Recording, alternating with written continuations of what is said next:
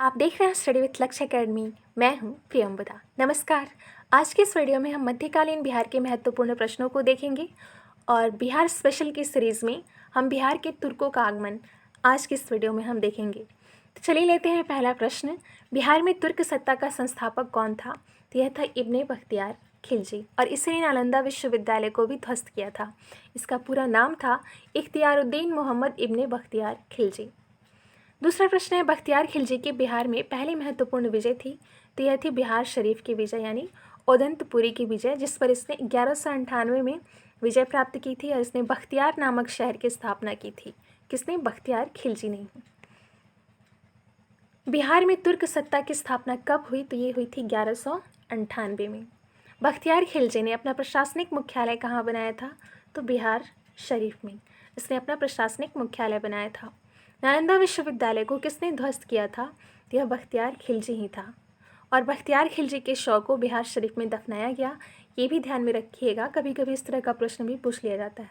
तो बख्तियार खिलजी का शव बिहार शरीफ में दफनाया गया और यही इसकी राजधानी भी थी या मुख्यालय था।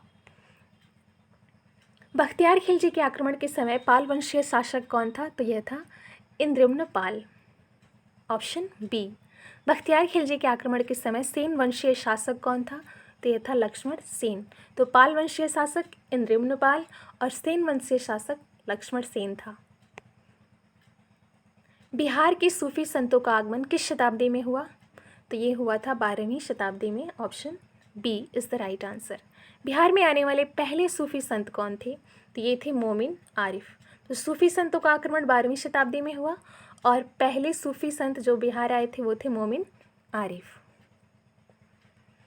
मनेर की विजय से किस सूफी संत का संबंध था? तो ये थे ताज फकीह। मनेर की विजय से इनका संबंध था। अब चलिए सल्तनत कालीन बिहार के महत्वपूर्ण प्रश्नों को देखते हैं। बिहार में सैनिक अभियान आयोजित करने वाला पहला सुल्तान कौन था? तो यह था इल्तुतमिश। बिहार को दिल्ली सल्तनत के अधीन करने वाला प्रथम सुल्तान था, ये भी था इल्तुतमिश ही। इल्तुतमिश ने 1225 के लगभग किसे पराजित करके बिहार पर अधिकार किया था? तो इसने हिसामुद्दीन एवज को पराजित किया था और 1225 के लगभग बिहार पर अधिकार कर लिया था हिसामुद्दीन एवज को पराजित करके।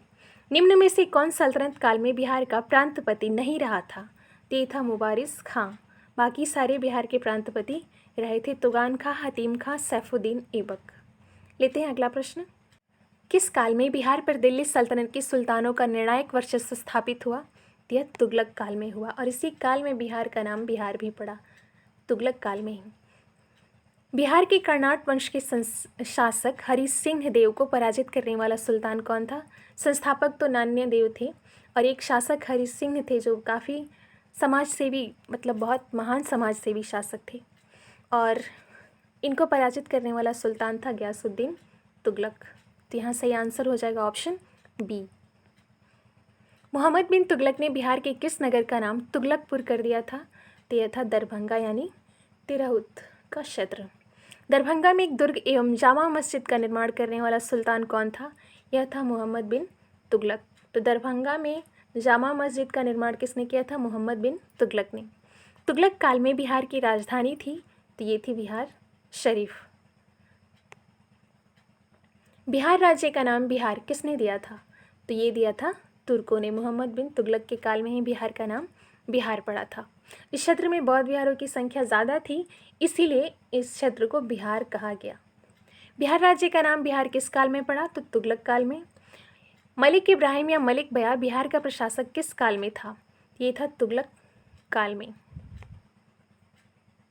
बिहार की तुगलक काल के सर्वाधिक महत्वपूर्ण प्रशासक मलिक इब्राहिम या मलिक बया का मकबरा कहाँ स्थित है? तो ये स्थित है बिहार शरीफ में। बिहार के प्रसिद्ध संत शेख अहमद चिरमपोश से भेंट किस सुल्तान ने किया था? तो ये किया था फिरोज तुगलक ने। किससे? शेख अहमद चिरमपोश से फिरोज तुगलक ने भेंट किया था। फिरोज तुगलक का फारसी अभिलेख कहाँ से मिलता है? तो ये मिलता है बिहार शरीफ से। लेते हैं अगला प्रश्न। उत्तर बिहार के कर्नाट शासकों का अंत किस सुल्तान के द्वारा हुआ था? तो इसने गयासुद्दीन तुगलक ने ही अंत किया था। मोहम्मद तुगलक के काल में तिरहुत का क्षेत्र सल्तनत में मिला लिया गया था। 14वीं सदी में तिरहुत में फिरोज ने किस वंश का शासन आरंभ करवाया था? तो ये था वैनवार वंश। किसने आरंभ करवाया था? फिरोज ने। तिरहुत के किस वैनवार वंश के शासक की छत्र छाया में प्रसिद्ध कवि विद्यापति ने अपने काव्य की रचना की थी? तो ये थे शिव सिंह। तो इन्हीं के दरबार में रहते थे विद्यापति।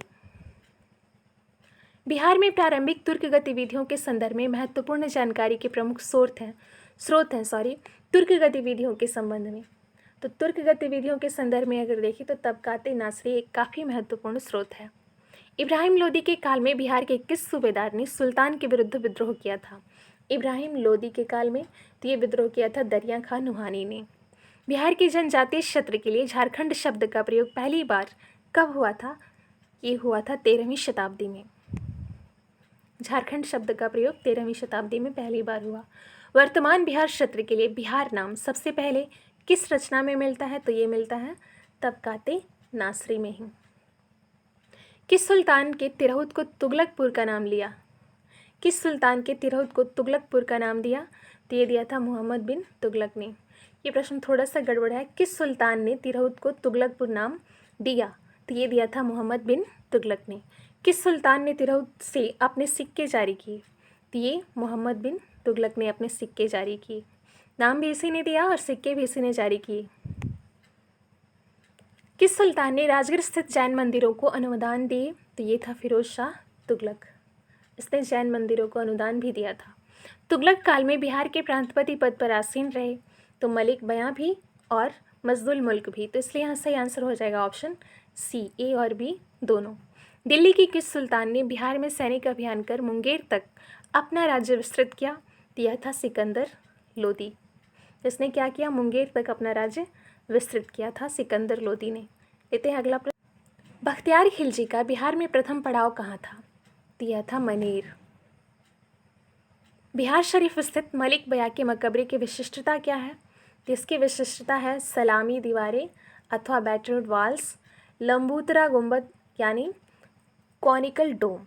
तो इसका सही आंसर हो जाएगा ऑप्शन सी, ए और बी दोनों, सलामी दीवारें और लंबूतरा गुंबद। मनेर स्थित बड़ी दरगाह में किसका मजार है? यह है मखदूम याहिया मनेरी का। ये ध्यान में रखिएगा, मनेर में है मखदूम याहिया मनेरी का दरगाह। अब आइए देखते हैं चेरो वंश या उज्जैनिया वंश से संबंधित महत्वपूर्ण प्रश्नों को।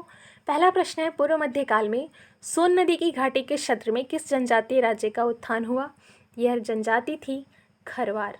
कहाँ इसका उत्थान हुआ? सोन नदी की घाटी के क्षेत्र में। दूसरा प्रश्न है, पाल सत्ता के पतन काल में मध्य बिहार में किस जनजाति ने अपना राज्य गठित किया? यह जनजाति थी भार जनजाति। ये पाल सत्ता के पतन काल के समय इसका गठन हुआ था। 12वीं शताब्दी में पश्चिम बिहार, चंपारण और मुजफ्फरपुर में कौन राज्य संगठित हुआ? यह था चेरो राज्य। ऑप्शन सी सही हो जाएगा। चेरो राज्य का संघर्ष किन मुस्लिम राजवंशों के साथ हुआ? चेरो राज्यों का संघर्ष, तो इनका संघर्ष हुआ था तुगलक के साथ, लोदी के साथ नहीं हुआ था और नुहानी के साथ भी नहीं हुआ था, सूर के साथ हुआ था और मुग़ल के साथ हुआ था। तो इस तरह आप ऑप्शन मिला लीजिएगा। तो यहाँ सही हो जाना चाहिए पहला, चौथा, पाँचवा। तो ये ऑप्शन डी में है, इसलिए यहाँ सही आंसर हो जाएगा ऑप्शन डी। अगला प्रश्न है, दलपत शाही का संबंध किस राज्य से था? तो इसका संबंध उज्जैनिया राज्य से था। ऑप्शन ए सही हो जाएगा। चेरो शासकों का शाहाबाद क्षेत्र से विस्थापित किसने किया था? चेरो शासकों को ये विस्थापन का काम किया था उज्जैनियों ने। शेर शाह ने मुगलों के विरुद्ध संघर्ष में किससे सहायता ली थी? चेरो शासकों से। शेर शाह ने इनसे सहायता ली थी। बिहार पर राज करने वाले जनजातीय राजवंश था। बिहार पर राज करने वाला जनजातीय राजवंश था चेरो वंश। पाल वंश के बाद चेरो वंश का उदय हुआ था। शाहाबाद, सारण, चंपारण और मुजफ्फरपुर के जिलों में इन्होंने अपनी सत्ता स्थापित की थी। किस चेरो राजा ने जगदीशपुर के मेले की शुरुआत की थी? ये थे फूलचंद। ये चेरो राजा थे और इन्होंने ही जगदीशपुर के मेले की शुरुआत की थी। चेरो जनजाति की शक्ति का वास्तविक पतन किसके द्वारा हुआ था? ये उज्जैनियों के द्वारा चेरो जनजाति की शक्ति का पतन किया गया था। भोजपुर में उज्जैनिया वंश का संस्थापक कौन था? तो ये था संतन सिंह। तो सही आंसर हो जाएगा ऑप्शन सी। संतन सिंह का मूल नाम क्या था? तो देवराज था। यह उज्जैनी, डुमरांव, बक्सर और जगदीशपुर में एक महत्वपूर्ण शक्ति था। भोजपुर के उज्जैनी शासकों की राजधानी कहाँ रही थी? तो ये रही थी हर ऑप्शन सही लग रहा है। ढावा में भी था, बिहटा में भी था, बक्सर में भी था। तो इसलिए सही आंसर हो जाएगा ऑप्शन डी। भोजपुर के उज्जैनी शासक निम्न में से कौन नहीं थे?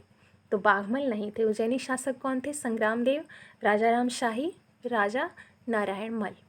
चांद एवं मुंड, जिसे हम चंड मुंड कहते हैं, चांद एवं मुंड जो चंडेश्वरी एवं मुंडेश्वरी नामक मंदिरों से जुड़े हैं, ये संबंधित हैं शाहबाद के चेर से।